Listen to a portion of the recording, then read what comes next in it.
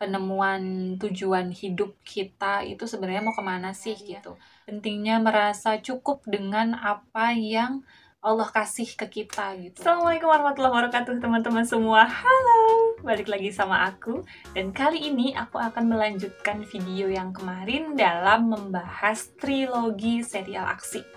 Ternyata sebenarnya itu bukan trilogi guys. Jadi aku nggak tahu deh spesifik penjelasannya itu kayak gimana. Pokoknya di antara dua trilogi yang aku jelasin kemarin, yang trilogi Pulang sama trilogi Negeri Para Berdebah itu, mereka tuh saling berkaitan intinya. Cuma aku belum baca semua novelnya, jadi aku belum bisa menceritakan kaitannya gimana sih kayak gitu. Nah, kali ini aku akan membahas novel kedua dari trilogi Pulang yang kemarin. Jadi yang kemarin tuh yang novel Pulang udah ya. Sekarang kita bahas novel yang keduanya yang berjudul Pergi. Jadi sebenarnya pokok pembahasannya itu masih sama tentang perjalanan karir bujang dan juga tentang shadow economy.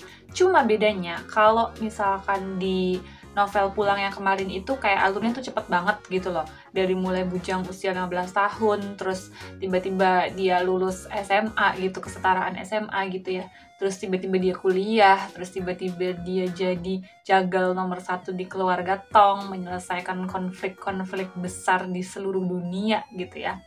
Kalau misalkan di novel Pergi ini konfliknya lebih spesifik, yaitu perang antar 8 penguasa shadow ekonomi terbesar di dunia gitu. Konfliknya tuh fokus ke situ gitu loh.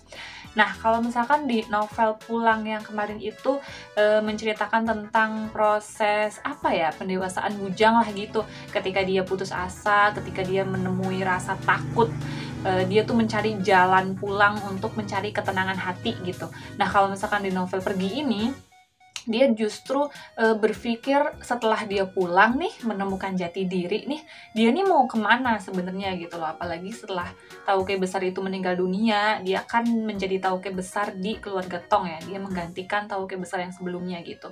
Nah, dia tuh di novel ini tuh berpikir keras gitu loh. Keluarga Tong ini mau dibawa ke arah yang mana gitu loh. Apakah masih terus akan mengejar ambisi-ambisi di masa lalu, sedangkan keluarga Tong itu kan sudah menjadi besar banget gitu ya di novel ini ceritanya gitu. Atau mau dibawa ke era yang baru kayak gitu. Nah, selain itu, Bujang juga banyak berpikir tentang kehidupannya gitu loh. Setelah dia melewati berbagai macam polemik di hidupnya sendiri ya, di dalam hatinya, di dalam pikirannya gitu. Setelah dia ditinggal pergi mama, setelah dia ditinggal pergi bapak, setelah dia ditinggal pergi Tauke Besar, dia ini sebenarnya mau kemana dan mau jadi apa gitu loh. Jadi intinya pencarian jati diri untuk menemukan tujuan hidup lah gitu. Kalau menurutku ya, di novel ini menceritakan tentang bujang yang seperti itu gitu. Nah, jadi di sini aku tidak akan membahas pertarungan secara detailnya itu seperti apa dan pencarian jati diri si bujang ini kayak apa. Tapi aku akan membahas inti-inti masalahnya aja menurutku ya, yang jadi inti masalahnya tuh kayak gimana gitu loh.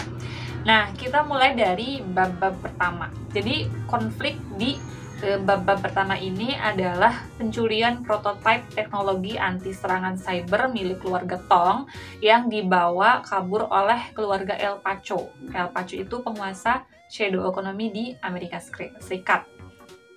Jadi si bujang ini pergi ke Amerika, ke Meksiko kalau nggak salah. Nah, dia tuh mau merebut kembali prototipe ini gitu loh. Tapi ketika sampai di tempat penyimpanan prototipe ini, sebenarnya sih di situ udah nggak ada penjaga, udah nggak ada pasukan El Pacho lagi ya. Tetapi ada satu orang yang ternyata kenal dekat sama si bujang ini. Bahkan di pertemuan pertama itu, orang ini nih, dia tuh manggil bujang itu pakai nama Agam. Nah, seperti yang kita semua tahu ya, Agam itu adalah nama kecil si bujang. Dan Agam itu bukan nama yang dikenal orang-orang gitu loh. Yang tahu nama Agam ini cuma beberapa orang doang. Tapi orang yang baru bujang temui di Amerika ini ternyata tahu nama Agam itu gitu loh. Dan ternyata orang ini nih punya kemampuan bertarung yang sangat amat hebat. Jadi bahkan dia tuh bisa bertarung dalam gelap gitu loh. Ketika orang lain gak bisa ngeliat sama sekali, dia masih bisa bertarung gitu. Nah, di buku ini orang tersebut pada mulanya ya dipanggil dengan hantu masa lalu. Nah, si hantu masa lalu ini sudah mengenal Bujang dengan baik, tapi dia memiliki dendam di masa lalunya gitu loh. Jadi pada pertemuan pertama ini dia udah ngajak duel. Walaupun Bujang datang ke situ tuh nggak sendirian, dia sama White, sama Yukikiko juga, sama Salonga juga. Tapi si hantu masa lalu ini nggak mau kalau misalkan bertarung sama Bujang, terus Bujang dibantuin sama teman-temannya gitu. Dia nggak mau. Jadi maunya tuh duel 1 lawan 1 dan nggak bawa senjata apapun gitu. Dan pada akhirnya Bujang kalah. Ya, kalau misalkan Bujang menang, ya ceritanya selesai kan. Jadi ini masih babak pertama lah gitu. Akhirnya Bujang kalah dan prototipenya pun juga dibawa pergi oleh si hantu masa lalu ini gitu. Ketika prototipenya ini dibawa pergi oleh si hantu masa lalu, sebenarnya Bujang bisa aja ngejer gitu loh. Tapi waktu itu sudah terlanjur kepergok sama polisi dan pasukan El Pacho. Jadi daripada ngejer yang nggak pasti dapetnya, mendingan kabur kan daripada ketangkep gitu loh. Akhirnya Bujang pulang ke Indonesia, tapi ini baru bab awal, konfliknya masih belum banyak. Dan pas Bujang pulang ke Indonesia, baru muncul konflik baru, pengkhianatan baru. Memang pengkhianatan di novel Pergi ini nggak seheboh, nggak sehebat yang dilakukan Bashir di novel Pulang ya. Tapi ini justru mematik konflik yang lebih besar lagi gitu loh. Pengkhianat ini berhasil ditangkap sebelum ia berhasil meluncurkan aksinya. Dan ketika Bujang pulang ke Indonesia, Bujang menginterogasi langsung si pengkhianat ini. Dari interogasi tersebut, akhirnya Bujang tahu siapa dalang di balik pengkhianatan itu. Dan teman-teman bisa nebak nggak? Dalangnya itu adalah Master Dragon. Ya, teman-teman pasti sudah tahu ya, siapa sih Master Dragon itu? Master Dragon adalah pemimpin dari 8 keluarga shadow ekonomi terbesar di dunia. Dan dia itu pusat bisnisnya ada di Hong Kong. Nah, di novel sebelumnya, Mas Dragon itu dikenal dengan orang yang sangat bijak, juga sempat beberapa kali membantu keluarga Tong dalam menyelesaikan konflik dengan keluarga yang lain, kayak gitu. Tapi ternyata Master Dragon tuh nggak sebaik itu. Di novel Pergi ini terungkap lah jati diri sebenarnya Mas Dragon tuh kayak apa gitu loh. Jadi, ketika melihat perkembangan keluarga Tong 20 tahun terakhir yang sangat amat pesat, keluarga Tong yang sekarang bahkan sudah dikenal dunia, Master Dragon tuh ibaratnya panas gitu loh. Dia tuh khawatir kekuasaannya atas 8 keluarga terbesar shadow ekonomi dunia ini akan diambil oleh tauke besar keluarga Tong gitu. Nah, saking khawatirnya, bahkan Master Dragon ini sampai ngirim pembunuh bayaran untuk mengincar nyawa Bujang, yang saat itu jadi tauke besar di keluarga Tong. Namun, pembunuhan ini juga gagal lagi, karena ada salah satu pengikut setia keluarga Tong yang menjadi sasaran pembunuhan tersebut gitu. Jadi sebenarnya ini kegagalan si pembunuhnya aja sih, dia salah sasaran aja gitu loh. Jadi tembakannya tuh nggak kena ke Bujang, kenanya ke prajuritnya gitu. Nah, dari percobaan pembunuhan itu, Bujang akhirnya memutuskan untuk berperang.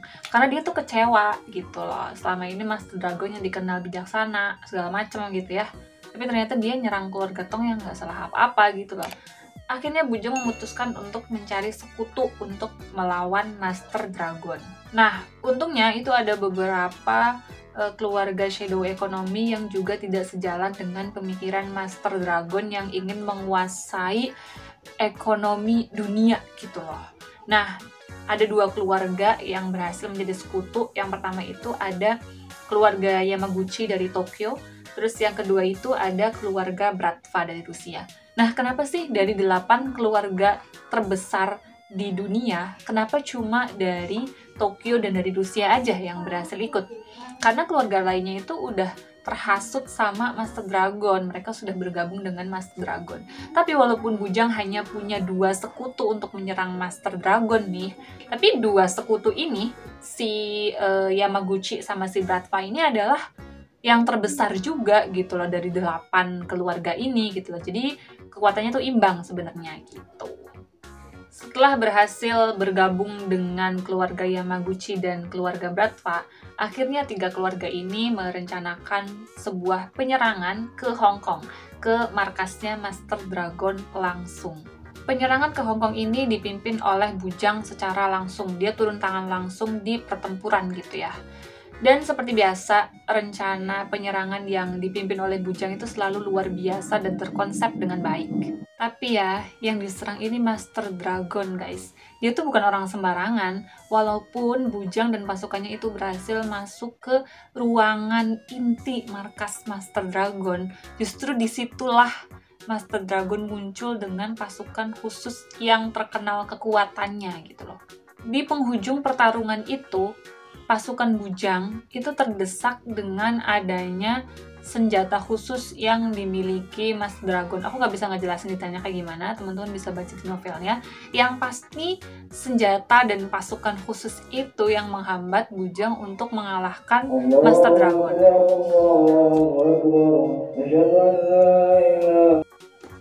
Sorry ya guys, tadi iklan dulu.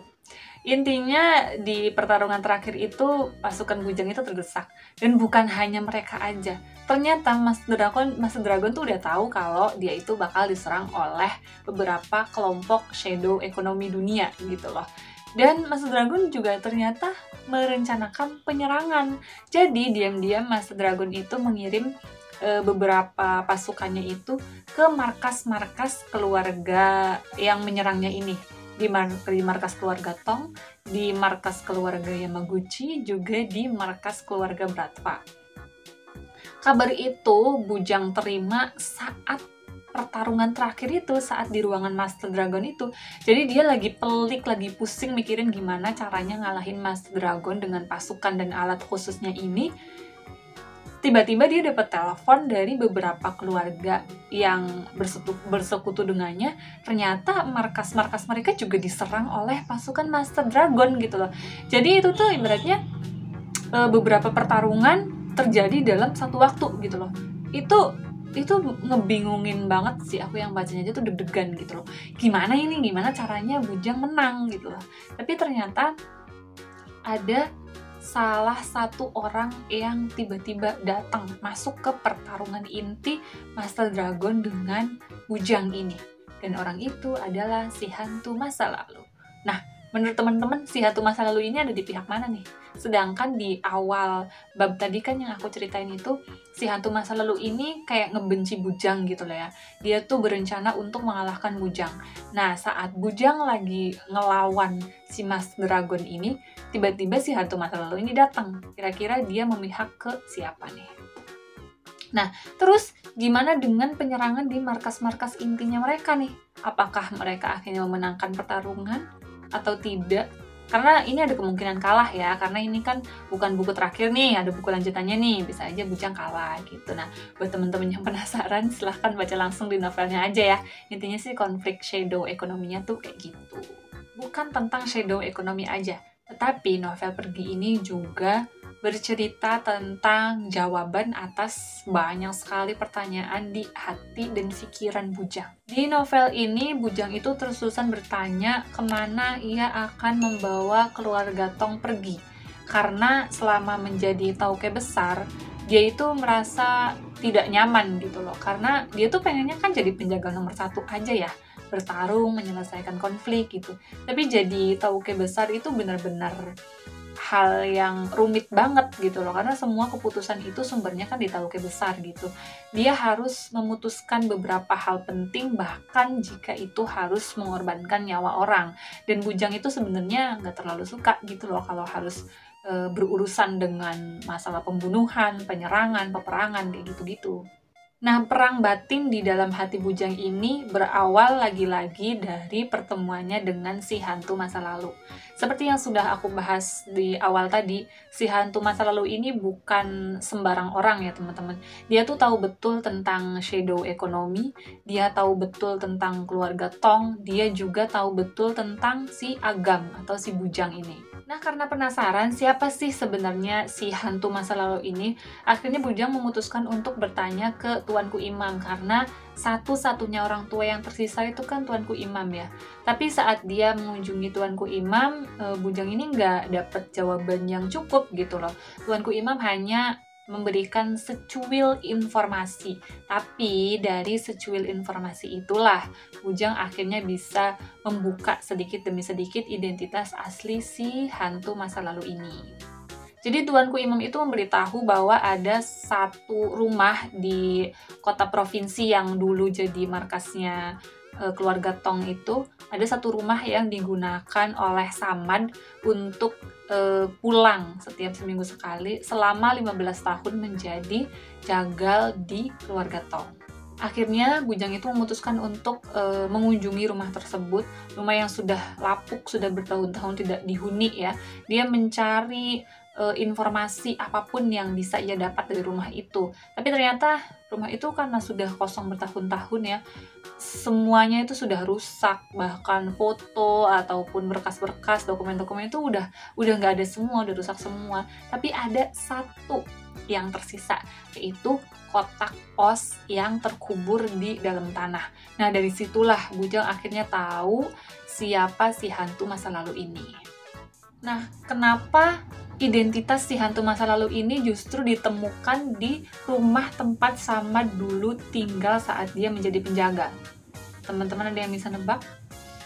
Intinya adalah si hantu masa lalu ini menjadi hebat seperti sekarang itu karena kisah masa lalunya si Samad selama 15 tahun menjadi penjagal nomor 1.